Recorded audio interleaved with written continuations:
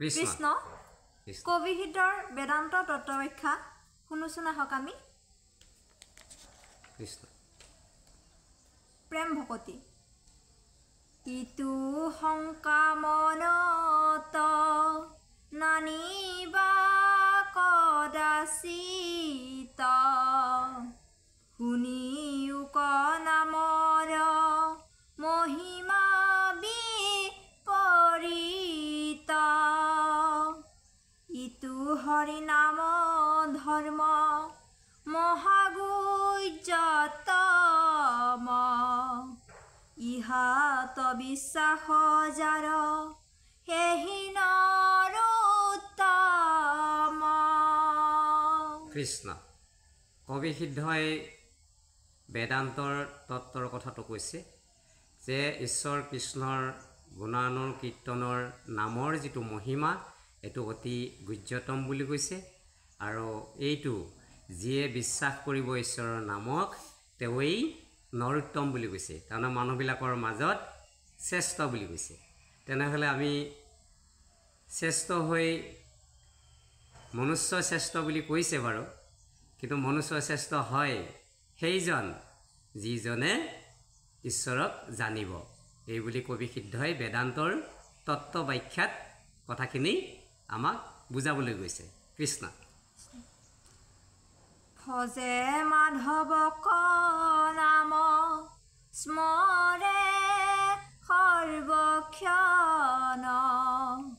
একেবাৰে সিজে তাৰ তিনি প্ৰয়োজন প্ৰথমে উপজে প্ৰেম লক্ষণ ভকতি গৃহ শৰীৰতো পাছে মিলে বিৰাকতি আৰু কৈছে কৃষ্ণৰ কীৰ্তন যিজন মানুহে কৰিব তেওঁৰ তিনিটা কাম একেলগে সিজে বুলি কৈছে বোলে কি হয় প্ৰথমে পাতক দহয় তাৰপিছত প্ৰেম ভকতি লক্ষণা ভকতি উপজয় বুলি কৈছে এতেকে আমি ঈশ্বৰ কৃষ্ণক ভজিব লাগে তেতিয়াহে আমি আমাৰ যিটো নৰোত্তম বুলি কৈছে মানুহৰ ওপৰত শ্ৰেষ্ঠ বুলি কৈছে আৰু সেই শ্ৰেষ্ঠ মানুহজন আমি হ'ব পাৰিম কৃষ্ণ প্ৰেমৰ আস্পাদ কৃষ্ণ মূৰ্তি স্ফূৰ্তি হয় একে কালে মিলে আহি সম্পদ তৃতয় তেতিয়া কি হয় যিসকলে কৃষ্ণক ভজে এই নৰোত্তম হয় আৰু সেইসকলৰ সদায় স্ফূৰ্তি মূৰ্তি মানে তেওঁৰ মূৰ্তিটো সদায় স্ফূৰ্তি হৈ থাকে মানে আনন্দত থাকিব পাৰে আৰু পৰম ব্ৰহ্ম কৃষ্ণৰ মূৰ্তি তেওঁ হৃদয়ত আঁকি ল'ব পাৰে আৰু সেইজন নৰোত্তম বুলি কৈছে তেতিয়াহ'লে আমি মানুহবিলাকে উত্তম হ'বৰ কাৰণে চেষ্টা কৰিব লাগিব এইটো বুলি কৈছে কৃষ্ণ আতিশয় ক্ষুধান্ত পুঞ্জন্তে যেন মতে সিজে তিনি প্ৰয়োজন প্ৰত্যুক গ্ৰাসতে আৰু কৈছে আমাৰ মানুহবিলাকৰ ভোগ পিয়া আছে খুব মানে মৰ্মান্তিক যেতিয়া পিয়া লাগে ভোক লাগে তেতিয়া খাই দিয়াৰ পিছত আমাৰ কিমান এটা সুখ হয় এতেকে আমি ঈশ্বৰ কৃষ্ণৰ নাম গালে আমি সদায় সেই সুখ উপলব্ধি কৰিব পাৰোঁ এতেকে আমি আমাক তুলনামূলকভাৱে এটা উদাহৰণ দি কৈছে যে ভোকাটোৰ মানুহে যেতিয়া খাই দিলে আনন্দ পায় বোলে তেওঁ ইন্দ্ৰিয়বৰ্গ সুখী হয় মন চিত্ত ইত্যাদি এইবিলাক সুখী হয় ঠিক তেনেকৈ ঈশ্বৰৰ নাম ল'লে আমি আমাৰ গোটেই জগতখন পবিত্ৰ হৈ যায় বুলি কৈছে কৃষ্ণ হুৱে তুষ্ট দেহ পুষ্ট ক্ষুধা গুচি যায় প্ৰেম ভকতিৰ ৰাজা শুনায় অভিপ্ৰায়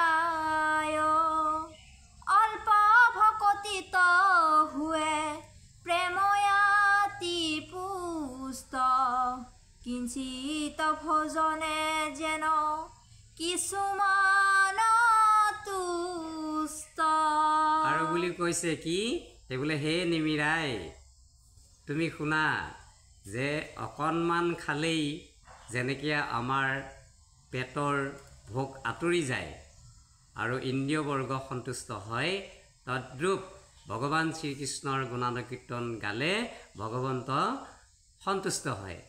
এতেকে আমি ভগৱন্তক সন্তুষ্ট কৰিবলৈ হ'লে ভগৱন্তৰ গুণানুকীৰ্তন আমি সদায় অহৰ্নিশে মনত ৰাখিব লাগিব, গাব লাগিব। তেতিয়া পৰম ব্ৰহ্ম কৃষ্ণক আমি ভাল পোৱাটো বুজাব। ভাল পোৱা মানে যিটো প্ৰেম ভকতিৰ কথা ক'বলৈ গৈছে বেদান্তৰ তত্ত্ব সেইটোৱেই যে পৰম ব্ৰহ্ম কৃষ্ণক যিটো ভাল পোৱা, যিটো প্ৰেম, যিটো এৰিব নোৱাৰা যিটো প্ৰেম, আৰু সেই প্ৰেমটো উদ্ধৱেও কৰিছিলে। আৰু সেইকাৰণে উদ্ধৱক ভগৱন্তই ভকতিৰ ৰাজা বুলি কৈছিলে কৃষ্ণ। উপজে পৰম প্ৰেম একান্ত ভজনে, মিলে মহাতুষ্ট যেন প্ৰচুৰ ভোজনে। তেতিয়া অন্য দেৱদেৱী ভজনা নকৰাকৈ এক কৃষ্ণক যেতিয়া আমি মানুহবিলাকে ভজনা কৰিম তেতিয়া ভগৱন্ত সম্পূৰ্ণ সন্তুষ্ট হয়। আৰু তুলনা দি কৈছে যে বহুত যেতিয়া খালে পেট ভৰপূৰ হোৱাৰ পিছত এজন মানুহে যেনেকৈ সন্তুষ্ট লাভ কৰে তেনেকৈ ভগৱন্ত সম্পূৰ্ণ সন্তুষ্ট লাভ কৰে। ভজন ভক্তিত তুষ্ট হুন্ত নাৰায়ণ বুলি কৈছে। এতেকে ভগৱন্তক আমি ভজিবলৈ শিকিব লাগিব। আৰু এই ভক্তিধাৰা যেতিয়া আমি ল'ম, শৰণ ভজন গ্ৰহণ কৰি যেতিয়া ভক্তিধাৰা ল'ম, এই কবিসিদ্ধই যেতিয়া বেদান্তৰ তত্ত্বত এই কথাখিনি আমাক মানুহবিলাকক শিকাইছে। এতেকে আমি পাহৰি যাব নালাগে যে পৰম ব্ৰহ্ম কৃষ্ণই আমাক তৰাব নোৱাৰিব। এতিয়া আমাৰ বিপদ আপদ সম্পদ অহৰ্নিশে আমি কৃষ্ণৰ নাম শ্ৰৱণ কীৰ্তন কৰিব লাগিব। তেতিয়াহে আমাৰ এই যিটো ভাল পোৱা যিটো প্ৰেম, এই প্ৰেমটো আমাৰ উপজিব। কৃষ্ণ পৰম প্ৰসাদ পাৱে মাধৱ তহন্তে, বিৰকতি ভকতি ঈশ্বৰ মহাজ্ঞান।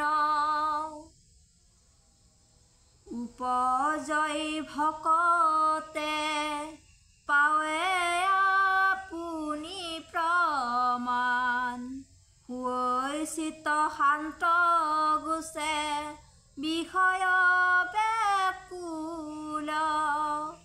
এৰাম কদাচিতো নেৰয়াৰ কৃষ্ণ পদমূল, বেদ শিৰো ৰত্ন কহে ইহাক সম্প্ৰতি।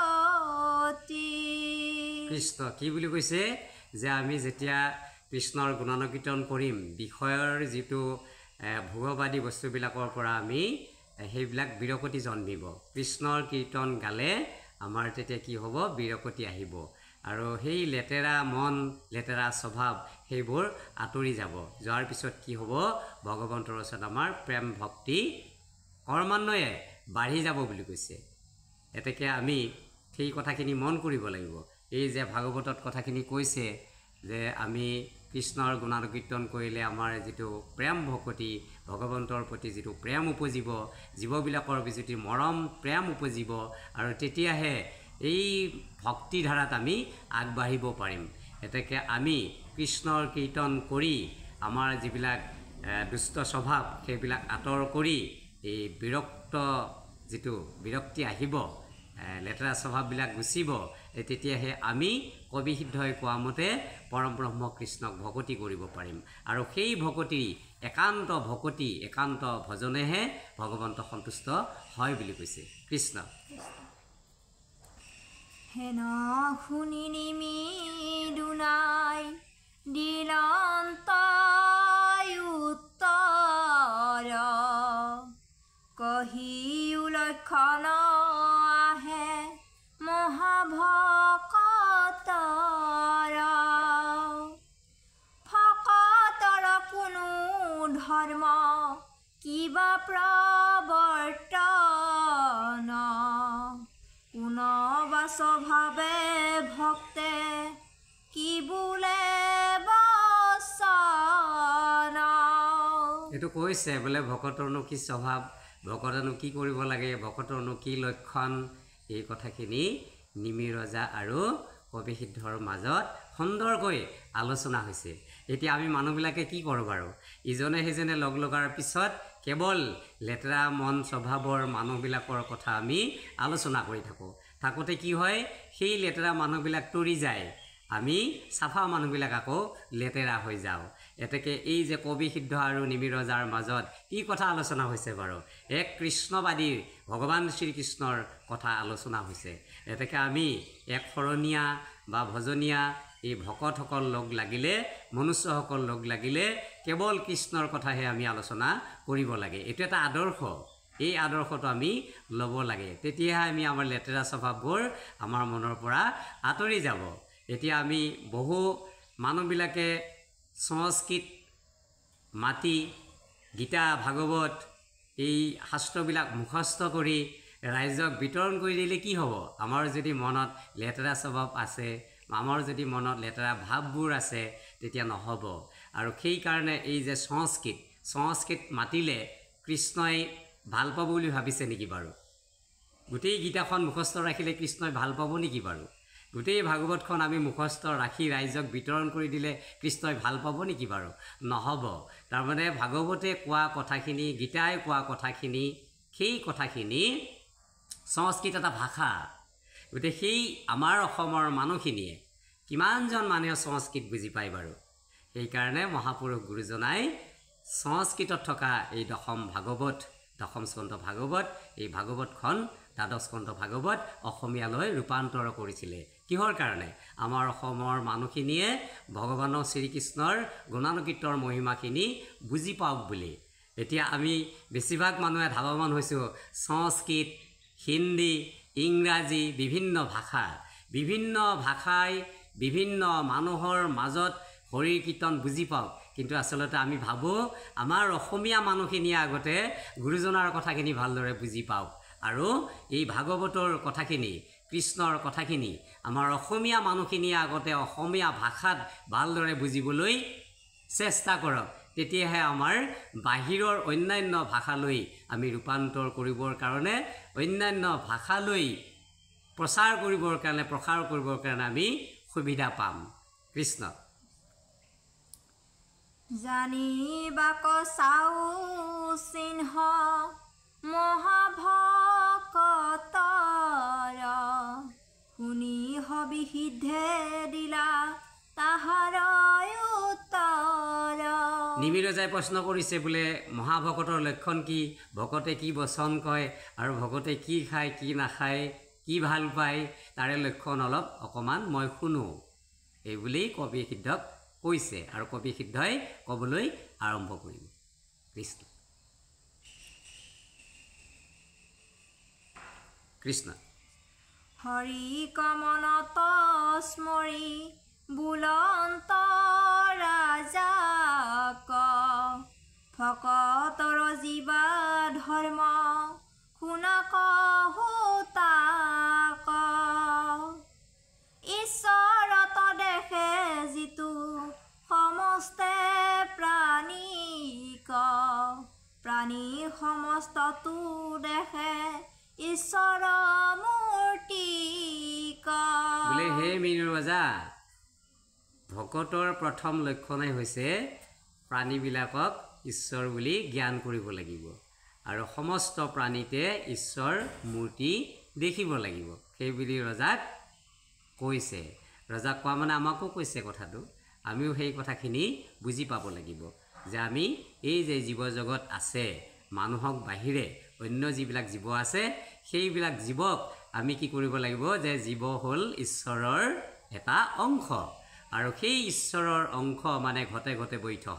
এতিয়া সকলো জীৱ সকলো দেহতে আছে, আৰু সেইবিলাকত যে পৰম ব্ৰহ্ম কৃষ্ণৰে এটা শক্তি, এই শক্তি বুলি পেলাই আমি মানুহবিলাকে জ্ঞান কৰিব লাগিব। বোলে ৰজা, তেতিয়াহে ভকতৰ সেই লক্ষণ দেখা দিব বুলি কৈছে।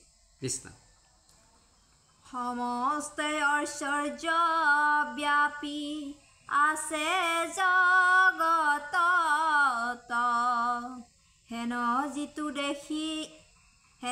যিটো দেখে সিটো মহাভাগৱত। একান্তে কৰয় প্ৰেম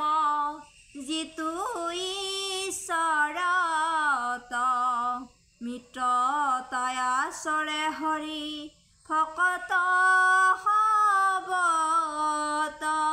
এইটো কৈছে আমিতো এতিয়া শৰণ ভজন গ্ৰহণ কৰা বহুত মানুহ আছোঁ। এইসকলে কি কৰিব লাগিব? আমি ভাগৱতৰ ওচৰত বহি থাকোঁতে ইজনে সিজনক ভকত বুলি মানো, কিন্তু উঠি যোৱাৰ পিছত ইজনে সিজনে আকৌ কি কৰোঁ? সমালোচনা কৰোঁ, ঠাট্টা বিদ্যুৎ কৰোঁ, ঠাট্টা মস্কৰা কৰোঁ। তেনেহ'লে আমাক ভাগৱতে কি কৈছে? এতিয়া এই নিমি ৰজাৰ আগত কবি সিদ্ধই কি বুলি কৈছে? যে ভকতসকলক ঈশ্বৰ জ্ঞান কৰিব লাগিব আৰু পৰম ব্ৰহ্ম কৃষ্ণক একান্তভাৱে ভজনা কৰিব লাগিব। তেনেহ'লে আমাৰ এইবিলাক কথাতেই আমি ফেইল হৈ নাজানে বাৰু? আমি অকল ভাগৱতৰ ওচৰত থাকিলে আমি ভকত, তাৰপিছত ভাগৱতখনৰ পৰা যোৱাৰ পিছতেই নামঘৰৰ মজিয়াৰ পৰা ওলাই যোৱাৰ পিছতেই আমাৰ স্বভাৱ আকৌ সেই আগৰ যিটো স্বভাৱ সেই স্বভাৱকেই ফুটি উঠে।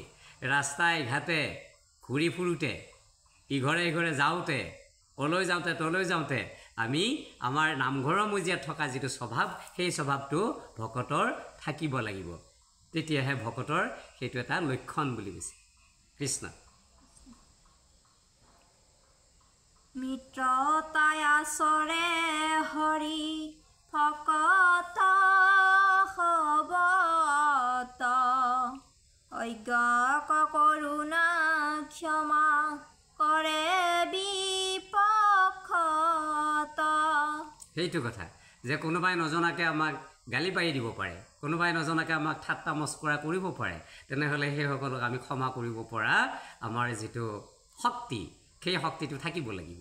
আৰু ভগৱন্তক ভক্তি কৰিলেহে সেই প্ৰেম ভকতিৰ শক্তিৰ যোগেদি সত্য শস্য ক্ষমা দয়া এই ধৰ্মৰ চাৰিসুঁতি এজন ভকতৰ মনলৈ আহিব বা আমি পালন কৰিবলৈ ঈশ্বৰৰ কৃপাই পাৰিম।